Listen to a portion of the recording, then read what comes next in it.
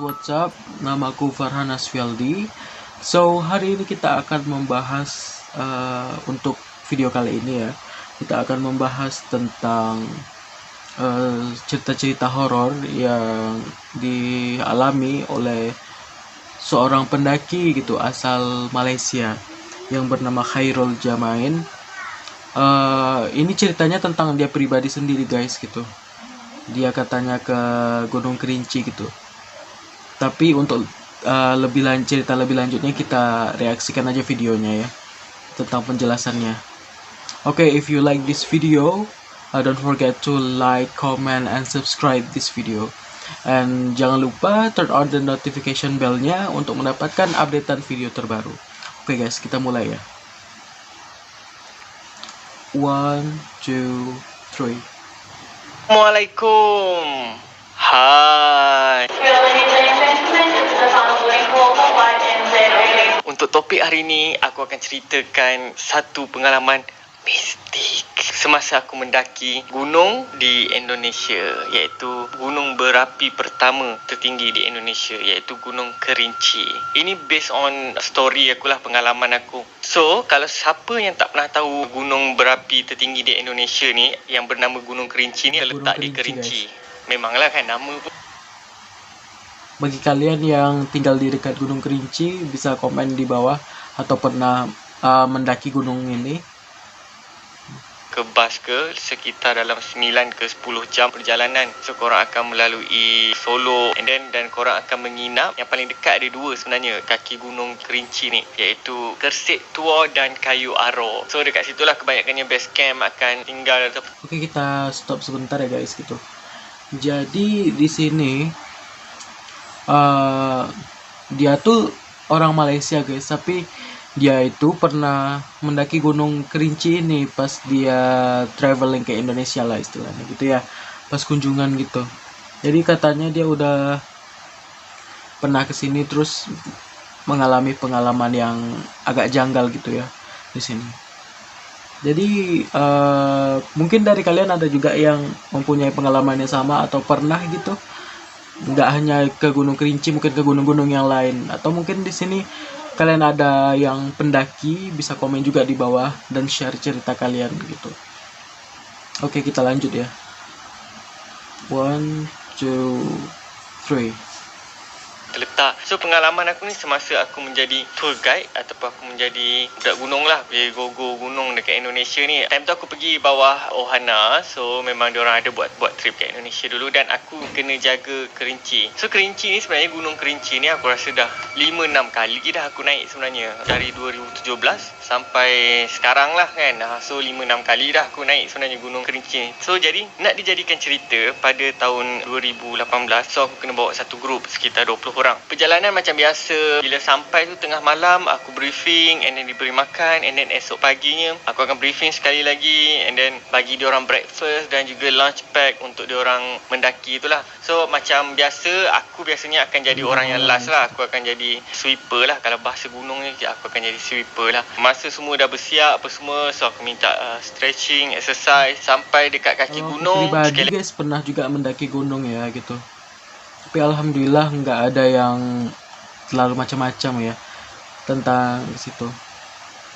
Nah, kalau korang nak tahu, Gunung Kerinci ni dia ada 6 stop lah. Dia ada pos 1, pos 2, pos 3, and then shelter 1, shelter 2, shelter 3. Okey, yang membezakan apa ni shelter dengan pos ni adalah pos ni tempat korang berehat, shelter ni tempat korang tidur. Aku ada dengar sebenarnya dengan guide-guide sana, akulah pernah lah bersembang benda-benda mistik dekat sana ataupun mitos-mitos dekat sana kan. Tapi aku orang yang kurang percaya sebenarnya kak.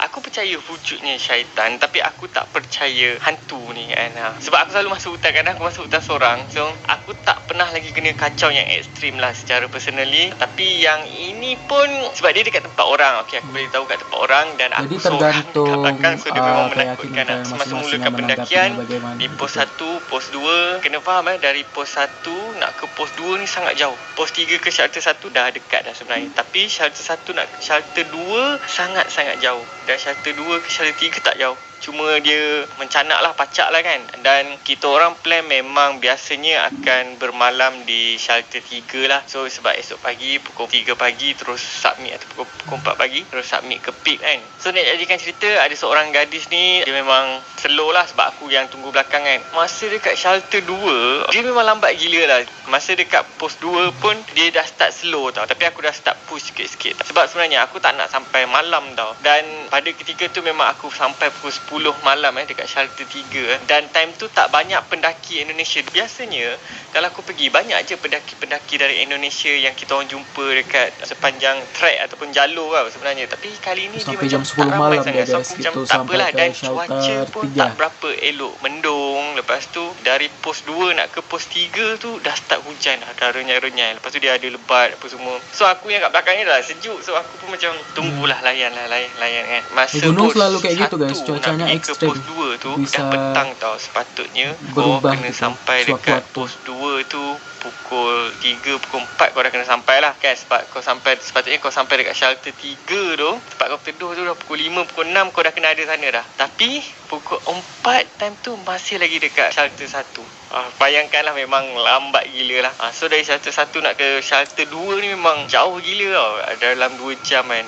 Sebab hujan lebat apa semua dan aku dengan dia belakang. So nak tak nak aku kena tunggu. Tapi aku push lah. So bila senja tu pukul 6.30 petang tak sampai lagi shelter 2. Kau bayangkan slow dia kan. 6.30 petang tak sampai. Tapi kita orang dah dekat pertengahan dah sebenarnya. So kita orang di antara shelter 1 dan shelter 2 dah nak sampai dalam setengah jam ataupun 40 minit lah, lebih kurang macam tu kan. Tapi keadaan gelap. Nasib baik aku ada headlamp aku apa semua tau. Cuma senja tu memang bukan senja yang menyenangkan lah. Sebenarnya time tu hujan renyai-renyai tau. Tapi memang sejuk. Aku memang tangan aku masuk dalam. Sambil tu aku borak dengan dia sebab aku nak push dia tau. Sebab bagi aku rasa macam at least dekat shelter 2 ada orang pun tak apa. Sebab dah gelap dah ni. Aku tahu jalur. Cuma kau faham lah, kalau senja kau berdua je. So banyak benda yang tak diingini. So mula-mula sebenarnya aku terasa bulu roma aku ataupun bulu badan aku ni dia meremang tau. Dia rasa macam, apa pasal ni tiba-tiba rasa. Sebab kau duduk belakang tau. And then kau rasa macam, kau rasa macam ada orang dekat belakang kau yang sedang memerhatikan kau. Padahal kau orang dua je. Padahal dah start gelap tu apa semua. Lepas tu bila aku sulur belakang tak ada orang pun semua. Tapi aku diam lah. Aku tak adalah bagi tahu. Tapi aku macam sambung sembang. Aku cerita dekat orang kata guide dekat sana je. Masa dah turun apa semua. So semasa naik tu, sikit lagi nak sampai dekat shelter 2 tu, aku dengar orang panggil nama aku. Dia bukan panggil KJ tapi dia panggil Khairul. Dia macam berbisik tau. Okay, macam kau dari jauh dia panggil kau macam so macam tu. Tapi dia lembut. So aku macam dia manggil nama dia aku guys. toleh lah macam tu kan sebenarnya. So aku macam tak apa pula panggil aku ni. Sebab aku ingat, sebab biasanya bila kalau kita orang lambat, guide yang tu dia akan turun cari tau. Sebab dah pukul 7 lah time tu kan. Tapi tak ada tau. Sebab kita orang jauh lagi kan. Aku pun dah sebenarnya, tapi aku tak cerita lah yang dekat perempuan dekat depan tu. Tapi aku just push, naik cepat sikit lagi, cepat sikit lagi, dah lambat ni kan. Aku macam desak dia sebab aku pun takut kat sebenarnya kan. Tak, kalau jadi apa-apa kau bahaya lah sebenarnya. So aku macam diam je. Sebenarnya dia bukan sekali tau dia panggil banyak kali. Dia macam panggil untuk kau datang kat dia. Dia macam desak. Tu time tu memang aku boleh kata bulu roma aku memang naik gila. Bukan bulu roma, bulu kaki kan. Memang semua bulu ni pun aku rasa memang naik gila lah time tu. Tapi dia macam tiba-tiba merinding dengarkan takut lah. Kalau ikut aku nak lari lah. Tapi sebab aku bawa orang dan dia tak larat, so jadinya aku tak nak aku kena tunggu lah. Dan aku cuba borak-borak dengan dia. Sepanjang aku borak pun dia macam ada panggil tau. Tapi ada je bunyi macam ranting jatuh, orang berjalan, bunyi daun-daun ni orang berjalan kan. Tapi sebabkan dalam hutan, so aku tak fikir sangat sebenarnya bila dalam hutan tu. Cuma start dia panggil nama tu yang buat aku rasa macam okay, ini lain dah ni. Ini lain dah. So benda-benda macam tu lah sebenarnya. Bila dia dah jadi macam tu, bila kita orang sampai dekat shelter 2, aku minta dia berteduh. Aku cakap okay, berteduh dekat shelter 2. Sebab aku kata macam mana, aku bagi dia biskut tau. Aku bagi dia biskut, lepas tu aku kata lepas ni turun naik. Sebab aku tahu, yelah 5-6 kali aku pergi Kerinci ni. Kita stop sebentar ya guys.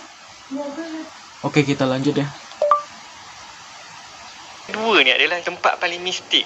Orang sana bagi tahu shelter 2 ni adalah tempat yang paling mistik. Sebab tu tak ramai orang camping dekat shelter 2. Masa kita orang datang tu memang tak ada orang. Kau bayangkan, aku rasa nak dekat pukul 7.30 tau. Line tak ada tau. Line pun tak ada. Aku tak tahu macam mana aku nak contact dia orang. Sebab dalam hati aku macam, aku dah terfikir untuk kemah kat situ dah. Walaupun tak ada kemah, tapi aku ada blanket, apa, sleeping bag apa semua kan. Tapi hujan lah, basah lah kan. Aku macam, tak nak pun kena camping sini kot, aku rasa kan. So aku rasa macam time tu pukul 8 tau. Tapi aku memang lapar gila. Aku tahu dia pun lapar. Sebab tu aku bagi dia biskut lah. Bagi dia minum air apa semua. Dekat shelter 2 tu macam mana lah. Dekat shelter 2 tu aku rasa something yang masa perjalanan tu, okay, masa perjalanan tu dia panggil nama aku. Masa dia sampai dekat sana tu, dia macam ada pemandangan luas tau. So bila aku check, okay, tak ada orang. Aku berteduh dekat bawah ada satu pohon tu. And then aku bagi dia jaket lah. Sebab time tu hujan dah surut. So dah tak hujan lah, tapi masih basah lah dekat semua kan. So aku buka lighter, memang aku bagi dia lah. Aku bagi dia panaskan badan kan, ataupun panaskan tangan kan. So aku suruh dia buat macam ni, suruh lompat-lompat. Sebab sejuk tau sebenarnya dekat atas. Tapi sebenarnya masa aku pergi ambil air, aku terasa satu, memang orang panggil nama aku. Dia tak berhenti tau. Kau bayangkan, Khairul. Dia tak berhenti dan dia menyeramkan. Dan masa sama dia mengganggu fikiran kau tau. And then tiba-tiba aku rasa macam kau akan sentiasa rasa ada orang yang memerhatikan kau tau. Tapi bila kau suluh macam tak ada. Tak ada. Tapi memang kau kadang terasa gitu, betul-betul guys, ada orang. Kau tahu tak, kalau ada orang kau boleh rasa tau kalau ada orang kan. Tapi dia tak ada. Tapi dia memang, aku tahu dia ada. Walaupun aku tak nampak, tapi aku tahu benda tu ada tau. Sampailah pukul 8.30 baru aku terdengar sayup-sayup dari atas. KJ. Rupanya guide tu turun cari kita orang. So aku pun macam, aku saut balik. Sini bang, sini. Dan bila dia orang turun, dia orang cepat-cepat naik. So dia orang angkat bag tu. Lepas tu dia orang, aku dengan tu pun angkat juga perempuan tu. Sebab perempuan tu dah memang tak larat lah.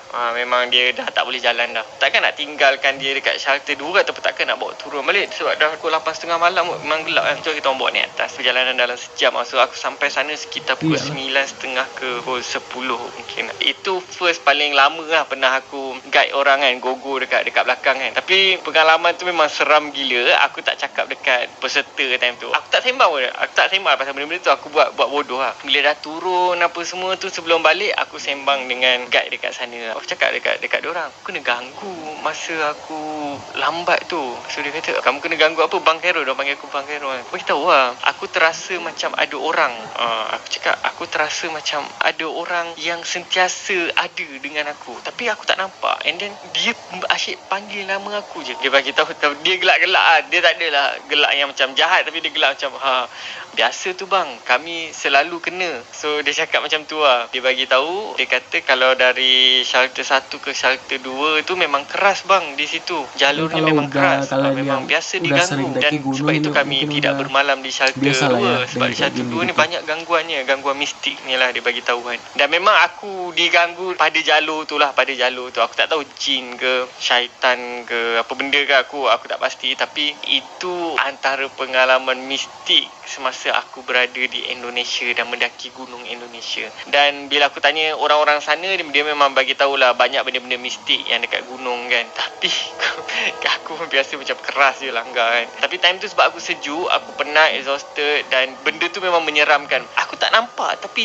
gangguan tu dia sentiasa macam ada kat belakang kau tau. Dia akan bukan takut dia mengganggu fikiran kau. Dan dia panggil nama kau tu, memang kau rasa macam stres lah, serius, sumpah stres. Alhamdulillah semua peserta sampai ke puncak, turun dengan selamat, makan dengan selamat apa semua. Cuma pengalaman tu aku just cerita pada guide dekat sana lah. Aku tak ceritalah pada budak-budak yang ikut aku tu, sebab nanti dia orang pula takut kan. Jadi untuk korang yang mahu mendaki di gunung-gunung di Indonesia, berhati-hati. Tips dia, korang kena ke depan lah, jangan jadi gogo macam aku ke belakang kan. Kau dah lah orang luar, orang Malaysia, tapi kau jadi sweeper dekat belakang kan. So memang kau kena lah. Tapi it's a good experience lah. So orang yang macam aku yang agak susah nak mempercayai benda-benda mistik ni, tapi bila diganggu tu aku sedikit percaya lah. Maksud dia wujudnya syaitan dan jin ni sebenarnya.